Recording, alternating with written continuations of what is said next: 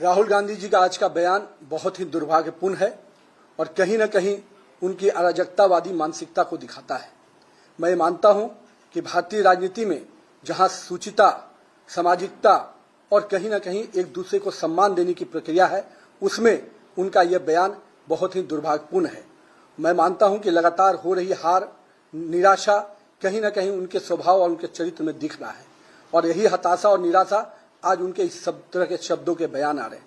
मैं पूछना चाहता हूं राहुल गांधी जी, आपके पूर्वजों ने इस देश की जमीन और जमीर को हमेशा गिरवी रखने का काम किया, कभी हमारे सैनिकों के मनोबल को बढ़ाने का काम नहीं किया, लेकिन हमारे यशस्वी प्रधानमंत्री श्री नरेंद्र मोदी के नेतृत्व में इस देश की जमीन भी सुरक्षित हुई और देश के लोगों का जमीर भी मजबूत हुआ।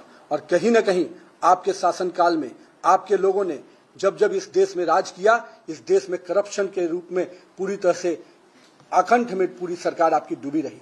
आज हम करप्शन पे जीरो टॉलरेंस की नीति पे काम करते हैं। आज हमारे देश के यशस्वी प्रधानमंत्री के नेतृत्व में आतंकवाद जैसे चीजों पर पूर्ण रूपेण लगाम लगाने का काम किया और हमारे पड़ोसी भी आज हमको कहीं न कहीं हमारी इस नीति से नतमस्तक नजर आते हैं। और किस प्रकार से आप शब्दों का प्रयोग करते हैं, जिन शब्दों का आप प्रयोग कर रहे हैं, क्या नक्सलवाद खत्म करना गद्दारी है?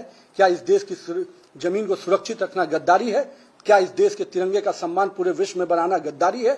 अगर ऐसे शब्दों का आप प्रयोग करते हैं तो मुझे समझ में नहीं आता कि आपके पूर्वजों ने, आपके कांग्रेस के पुराने नेताओं ने जिस प्रकार से यहाँ के सैनिकों के सर काट दिए जाते थे, आप मौन बैठते थे। लेकिन आज भारतीय सेना को सम्मान के साथ, स्वाभिमान के साथ काम करने का जो मौका मिला है, वो यशस्वी प्रधानमंत्री नरेंद्र मोदी के नेतृत्व में मिला है। और मैं मानता हूं कि भारतीय राजनीति का आप राहु हैं, जो कहीं न कहीं पूरे तरह से देश की राजनीति की वातावरण को गंदा और दूषित करते हैं।